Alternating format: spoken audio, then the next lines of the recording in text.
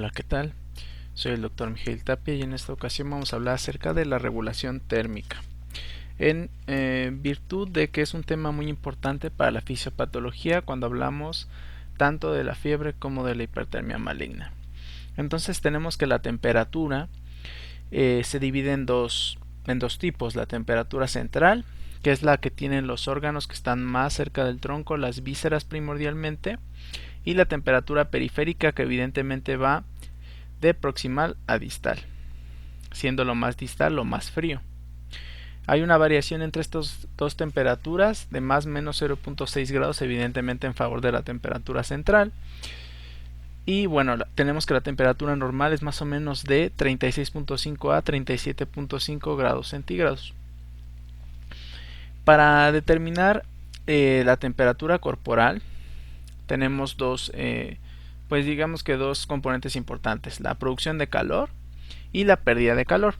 Los mecanismos de producción de calor tienen que ver y están directamente relacionados con la tasa metabólica.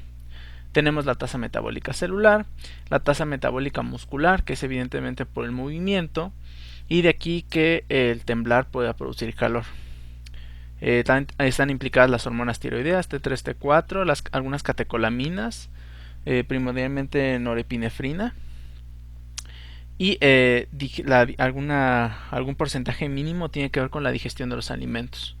Estos son los mecanismos por los cuales aumentamos la temperatura. Ahora, perdemos temperatura mediante estos mecanismos. ¿Cuál es el más importante y el que siempre suelen preguntar en los exámenes? Es la radiación, que corresponde al 60%, la convección, que es al 15%. La convección tiene que ver primordialmente con las corrientes de aire. La evaporación, que es el 22%, es primordialmente el sudor. Y la conducción, que es directamente el contacto del cuerpo con una superficie evidentemente de menor temperatura para que fluya el calor, que corresponde a algo mínimo, que es aproximadamente el 3%. Entonces tenemos que estos son los mecanismos por los cuales el cuerpo pierde calor y que se oponen directamente a los mecanismos por los cuales produce calor. Otro elemento importante en esta ecuación es la grasa, la cantidad de grasa corporal, puesto que esta es aislante y disminuye hasta en un 33% la pérdida de calor. Entonces va a reducir en un tercio la velocidad a la que ésta se perdería. Evidentemente en una persona, entre más grasa corporal tenga, más difícil o más va a tardar en perder calor. Entonces vamos a tener el flujo del calor, que evidentemente en la piel recordamos que la epidermis no está irrigada y que normalmente la piel recibe su temperatura de la dermis, ¿no?, que tiene esta irrigación. El mecanismo evidentemente va a ser de vasodilatación.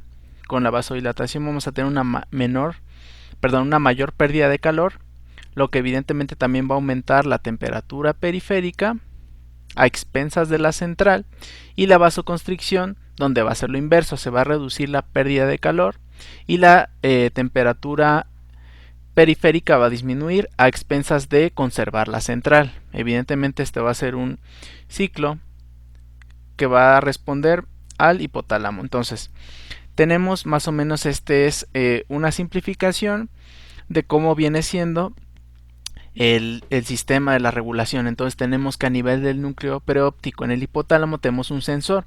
Si este sensor determinase que aumentó la temperatura, este es nuestro termostato natural, se va a activar el sistema nervioso simpático, se va a secretar acetilcolina, y en la piel nos va a producir dos efectos netos: la sudoración y la vasodilatación. Si recordamos en qué mecanismos estaban, ambos van a contribuir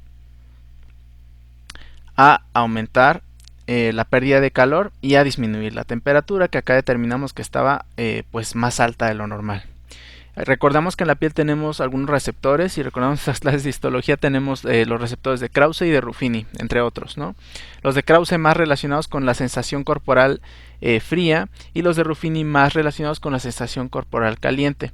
En este caso, si tocásemos una superficie exageradamente fría, por ejemplo si estoy en contacto con hielo, en un frío extremo, una cosa así, pues tendríamos la exacerbación de esta sensación y la activación del sistema a la inversa. Entonces, cuando se percibe esto, se va a disminuir la sudoración y se va a producir vasoconstricción. ¿Esto con qué fin? Con el fin de conservar la temperatura central a expensas de la temperatura periférica. Esto va a disminuir el calor corporal y a su vez pues va a contribuir a conservar este calor.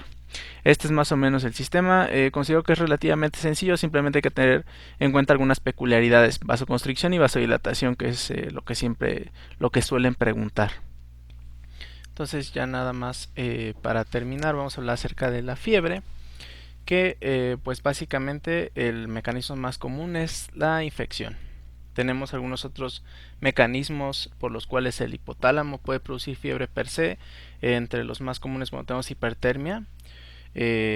Esta tiene que ver, por ejemplo, con traumatismos o con intervenciones neuroquirúrgicas. Pero bueno, entonces hablando de una infección, vamos a tener que se producen las bacterias, los organismos patógenos van a producir pirógenos. Digamos que por poner un ejemplo, tenemos el lipopolisacárido. Este va a producir una respuesta inmune, primordialmente a través de macrófagos, que van a producir algunas interleucinas, a saber 1 y 6, que son las más implicadas en la producción de la fiebre. Estos van a intervenir el mecanismo y van a aumentar el mecanismo de la prostaglandina E2, que va a actuar a nivel hipotalámico y va a actuar alterando el termostato. Entonces, si nuestro termostato nos dice que lo normal es tener de 36 a 37.5, 36.5, 37.5, se va a cambiar. Y entonces, si nuestro termostato dice que lo normal es tener 39, pues vamos a comenzar a aumentar la temperatura corporal. Y vamos a llegar a la fiebre, que dependiendo de la definición es de 38 a 30 o más de 38.3 grados centígrados. Ahora, ¿qué va a pasar?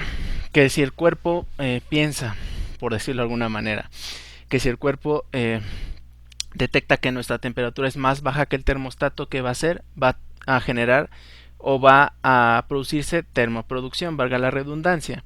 Entonces vamos a tener escalofríos, tiritonas y vasoconstricción, que son mecanismos que, si bien recordamos, son para aumentar el calor, ¿no?